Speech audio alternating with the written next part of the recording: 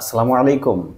MP Shahed আলমকে মারধরের পর থানায় দিল জনতা। বরিশাল ২ আসনের সাবেক সংসদ সদস্য ও ছাত্রলীগের কেন্দ্রীয় কমিটির সাবেক সভাপতি মোহাম্মদ শাহে আলম তালুকদারকে মারধরের পর থানায় দিয়েছে সাধারণ মানুষ।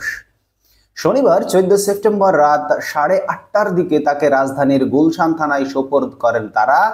গুলশান বিভাগের উপপুলিশ কমিশনার রিয়াজুল হক বিষয়টি নিশ্চিত করে গণমাধ্যমকে জানান, শাহে আলমকে হেফাজতে রাখা হয়েছে, তার বিরুদ্ধে মামলা আছে কিনা খতিয়ে দেখা হচ্ছে। এর আগে চাঁদার দাবিতে হামলা, মারধর ও হত্যা চেষ্টার অভিযোগে শাহে আলম তালুকদারের বিরুদ্ধে আদালতে মামলা করেছেন সৈয়দ আতিকুর রহমান নামে এক বীর মুক্তিযোদ্ধার ছেলে। মামলায় শাহে আলমের সঙ্গে তার ৩ ভাই সহ ১৪ নেতাকর্মীকে আসামি করা হয়েছে।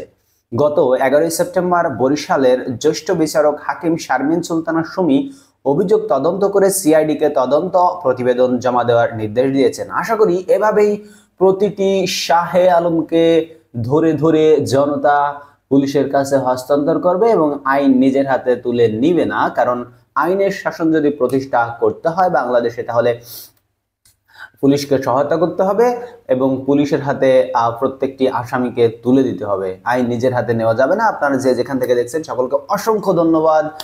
আজ মিলাদুন্নবী সাল্লাল্লাহু আলাইহি সাল্লাম উপলক্ষে সকলকে মিলাদুন্নবী মুবারক, এবং আমাদের চ্যানেলটিকে সাবস্ক্রাইব করতে ভুলবেন না। দেখা হবে ইনশাআল্লাহ পরবর্তী ভিডিওতে অন্য কোনো খবর নিয়ে। সে পর্যন্ত আপনারা সকলে আল্লাহর রহমতে ভালো থাকবেন।